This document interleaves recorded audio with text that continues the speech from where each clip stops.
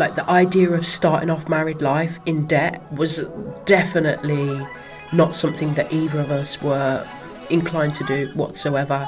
We wanted to have a nice day, we wanted to have everybody have a good time, but, you know, spending tens of thousands of pounds on a wedding, and to me it's just not a sensible way to start off married life for one day. And trust me, that day goes so quickly. You can make some beautiful memories, but it doesn't have to be at the expense of your future, in my opinion. Hey Curl friend, welcome to the Curl Squad's Curl Power podcast with me, Zoe Fox. This podcast is for women who are just doing their best to navigate their way through life, figuring out what brings joy, finding ways that we can build in more resilience so that we don't get knocked over and knocked down by the inevitable stuff that comes up in life, because it does, doesn't it? Stuff happens. So in this episode of the podcast, we're going to be talking about getting married, some of the challenges and the pressures that come with that too. So thank you for joining us. You can find us on the socials at the Curl Squad. So please do come along, follow us, get involved in the conversation outside of the podcast, or you can follow me at zoe.e.fox. I'd like to just start the podcast by giving a great big shout out to James. James, thank you for your support. James bought me a coffee using the new URL that we set up to help people, well, to allow people to support the podcast if they feel moved to. So James, big up your chest. That is going to be one oat milk mocha with a hazelnut shot. That should keep me going through this head cold. Thank you, brother. And if anybody else is interested, the link is buymeacoffee.com/Curl Squad. So yeah, man, shout out for the coffee. I just wanted to shout out our American brothers and sisters as well. I've noticed that the listenership has really started popping out over in the States. So I just want to take a quick minute to shout out some of the places that I'm seeing are tuning into the podcast and let you know that I love you and I appreciate you. And I'm super grateful to have your ear from across the pond.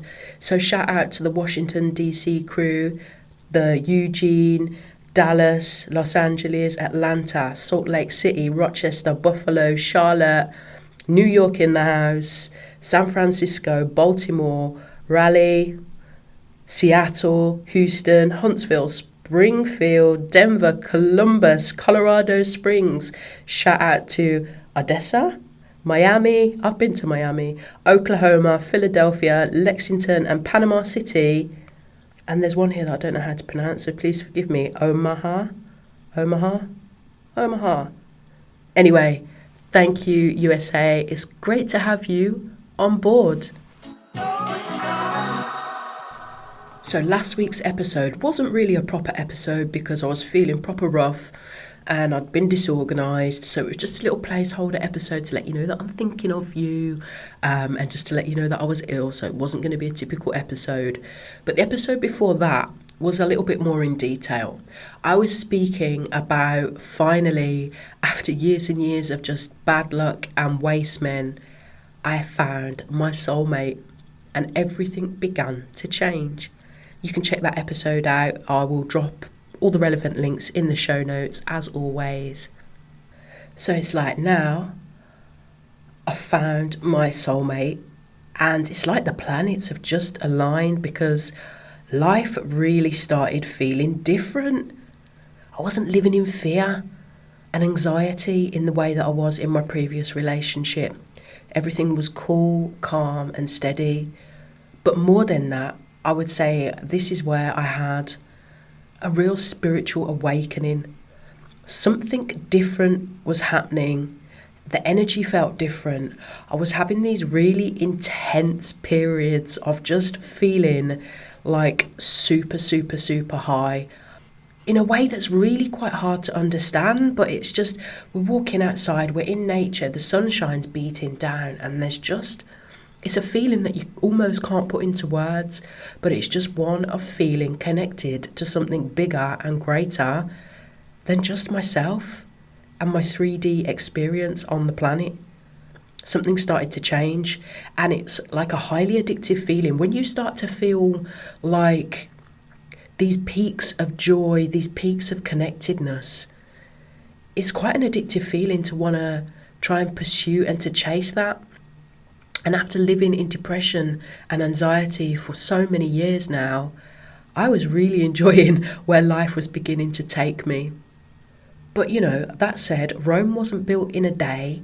There's still like decades of damage that's been done here that needs to be worked through, needs to be processed. At this point now, I have started my counselling qualification. So that's really starting to deepen the work that I'm doing on myself. I thought I'd make a great counsellor. It felt like a natural progression after really going deep in my own counselling and my own therapy. I just thought, you know what, this is the kind of change that I want to see for other people. So let me go and learn how to be a counsellor and see if we can help more people get out of their psychological funks. Because the truth is, so many people don't even realise that they're in a funk. It's like that certain things just don't feel right. You know that you're coming up against certain blocks, but you don't even know where to begin in how to start unpicking that. So I'm going gung-ho now.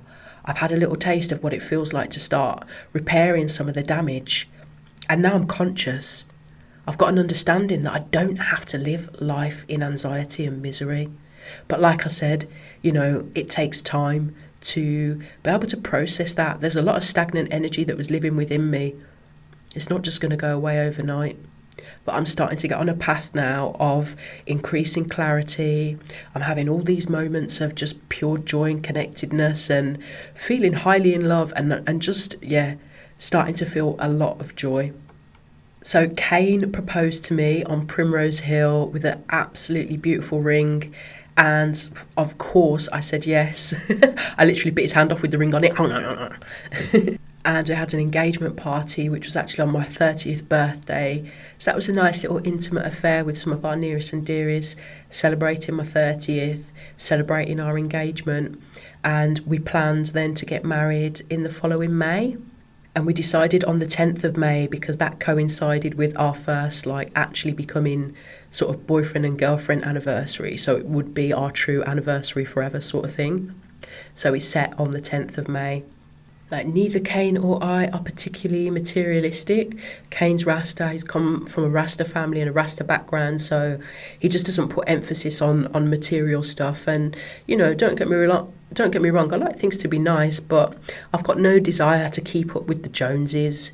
Do you know what I mean? I just want to make sure that I'm happy, he's happy, and that our friends and family have a good time. And I think we're quite lucky in some respects to have got married before the rise of Instagram, because Instagram adds this whole next level layer of just encouraging people to want to stunt for the gram. Do you know what I mean? So I do feel very blessed to have had my best years. Well, best years. Look at me talking my best years, like I'm some 80-year-old. But to have had some really key parts of my life play out before Instagram. The idea of starting off married life in debt was definitely not something that either of us were inclined to do whatsoever. We wanted to have a nice day. We wanted to have everybody have a good time. But, spending tens of thousands of pounds on a wedding, I just wasn't prepared to do that. And not forgetting that I'm still carrying the weight of debt from the rodent that I was going out with before I got with Kane. So I didn't need any more financial burden. And to me, it's just not a sensible way to start off married life for one day. And trust me, that day goes so quickly. You can make some beautiful memories, but it doesn't have to be at the expense of your future, in my opinion. We just had to figure out what was most important for us. What did we really want to take away from that day? Now, we're both from families that love food, appreciate a good meal. So for us, we just wanted our people to be able to have a nice meal and just come together, really, in quite a simple way. So at first we started having a little look at some of these hotel weddings where you pay a certain amount per person and they do everything. Some of the packages, though, at the cheaper end of things are just a little bit too basic. And no disrespect to a chicken dinner, but the chicken dinners were just, it was like Aunt Bessie's frozen roast potatoes, and anybody that knows me knows that I've got a deep, deep, deep disdain to Aunt Bessie's roast potatoes. Her Yorkshire puddings can get a pass, but please don't ever put a Aunt Bessie's roast potato on my plate, man. You know, I am a little bit of a roast potato snob. I've got my dad to blame for that. But then he still has the audacity to like nurture me on the finest homemade roast potatoes, and then once in a while he'll try and put an Aunt Bessie's out, and I'm like, Dad, you can't teach me about the finer things in life and then shove Aunt Bessie's roast potato on my plate with all its little black islets and fluffy, weird, starchy texture. No, thank you.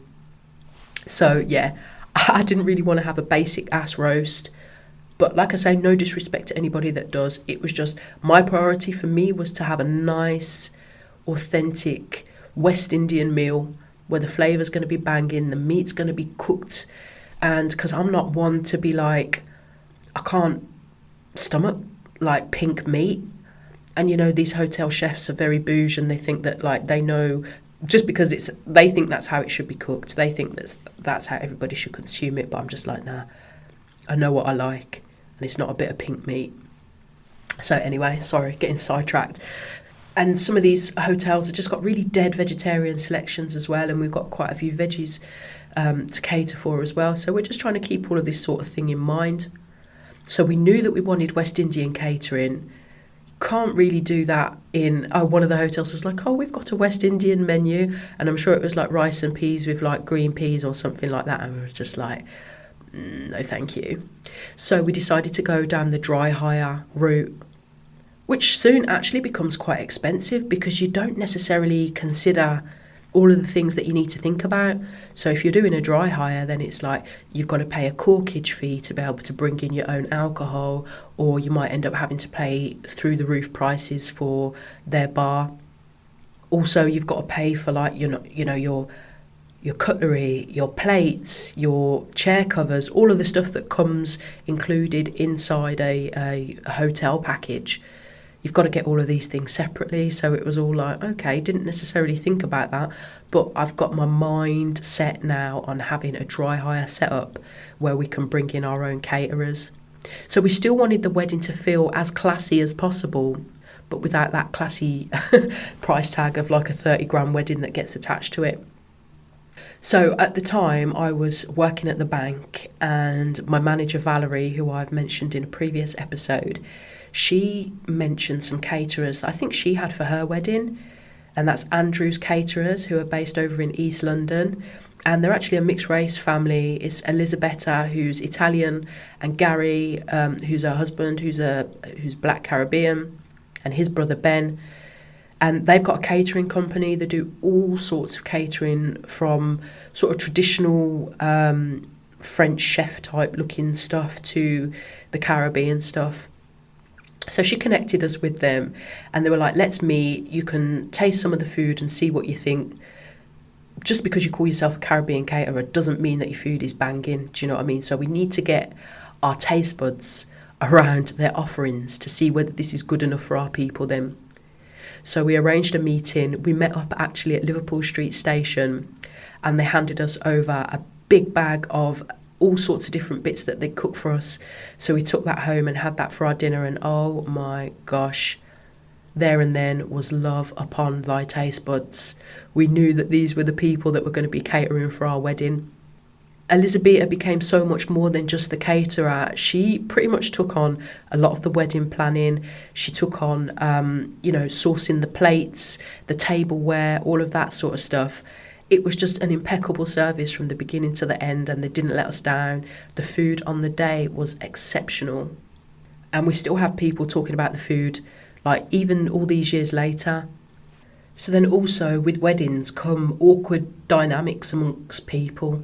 Like not everybody gets along, so you're inviting Uncle X who don't get along with Uncle B, and then you're inviting this friend that doesn't get on with that friend, so you're trying to make sure that this table don't sit near that table, and it's just different, all these different dynamics that you've got to try and factor in, but without letting it sort of dictate and ruin your day, because it's not about whether this person likes that person. And if they can't put that aside for one day, then really and truly they don't need to be coming to the wedding. You know, you don't need to be taking on everybody's beef. And then there's the pressures of what you're going to be like as a bride, because I've had self-confidence issues for years. And don't forget, I've still got this generalised anxiety disorder that I'm wrestling with. So the idea of everybody looking at me already was just like, it wasn't exciting me. In fact, I was dreading walking in and all eyes being on me. I was dreading getting my bingo wings out. I was dreading the back fat. All the stuff that I was worrying about that I shouldn't have been, because, you know, looking back at myself then compared to how I am now, I was just like, oh, you poor girl. I really let people live in my head rent-free with their judgment and their negativity. And this isn't just the people at school that were calling me tree trunk legs. This is doctors that are saying, oh, your BMI says you're morbidly obese, even though at that time I'm a size 14. Looking back at myself, I look very slim. But I was like, well, the doctor says I'm obese, you know. And I really took that on, even though I'd give anything now to go back to having that, being that slim.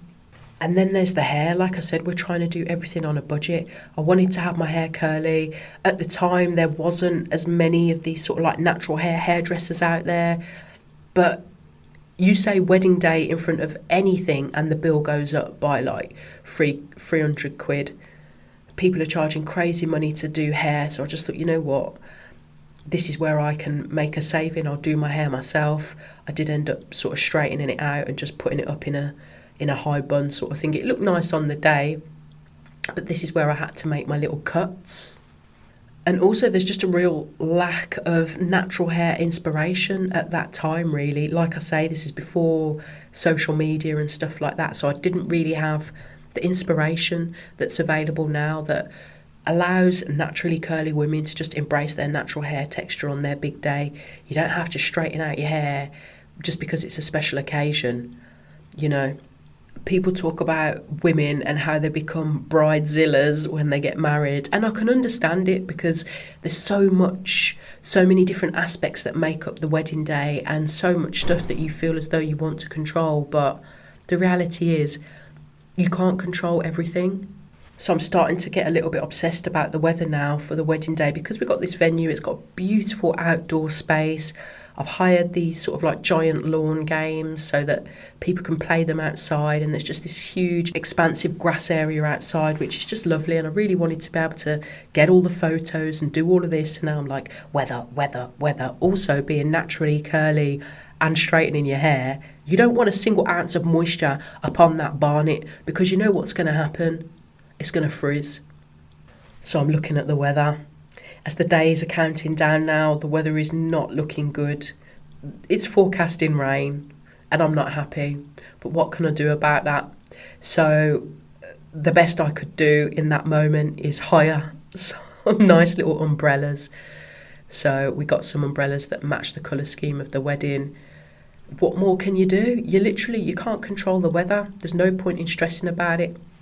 So, yeah, woke up on the morning of the wedding after barely any sleep that night because I was just so sort of anxious. And you have these mad anxiety dreams about things that just do not go right on the wedding. So, like, I just had so many. One was like I couldn't get my dress on, or the other one was like I couldn't get my hair nice, or that I was so late for the wedding that it was just carrying on without me, and I was like just in slow motion trying to get ready, and it wasn't happening. So there's a lot of anxiety dreams that come up in the run-up to the wedding as well. But there's only so much you can do to prepare. You know, there's things that are going to happen that are outside of your control, that there's nothing that you can do about. And it's no point in getting your knickers in a twist about it either, because, you know, you've still got to enjoy your day. You can't let some rain clouds literally rain on your parade. And I remember looking out the window on that morning and just being like, Cha. When I saw the clouds and the spit, I was just like, oh, this isn't what I wanted for the day. But like I say, what can we do about it? But, you know, it's funny because as much as I was gutted about the rain, I think it actually worked in our favour. Because the weather was so bad, It meant that everybody was really contained. We didn't get the big outside pictures that we wanted with everyone in because it was just sort of like on and off raining. We managed to get a couple of sneaky pics of me and Kane outside, but the rain didn't hold out long enough to be able to get everybody out there to get these beautiful photos that we'd envisaged. But it is what it is. So the lawn games didn't even bother get putting out because no one was going to go outside to play with them. But it's good because it kept everybody inside the venue. And see, this is the thing, when the weather's nice, it sort of like splits people. You've got the people that are inside and then the people that want to be outside. So everybody was inside, so it meant that the vibes were all contained, which ended up working out beautifully just for the energy and the vibe of the wedding overall. Oh, and a word to the wise, if you're planning on getting married, make sure that you can at least move in time to your first dance tune. We had a tune that there was no question what was going to be our first dance tune, and that was Miguel.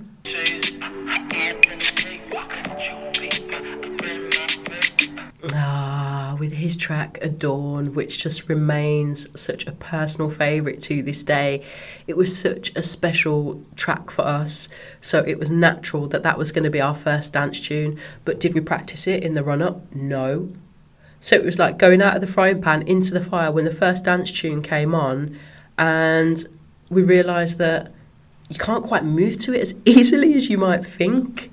And it's just super cringe and uncomfortable because all eyes are on you at this point, do you know what I mean? And me and Kane are just like, oh my gosh, what's going on? Like, I can't just flow with this track. And in the end, I just ended up spinning him round like we were in a barn dance. It was just... I didn't know what else to do. I just felt so embarrassed. I just got him by the hands and swang him round. I don't know if you've ever seen the Titanic, and there's that scene where they're having that sort of like little barn dance downstairs in the belly of the ship. Yeah, it was. It wasn't exactly what you would call a smooth and finessed first dance.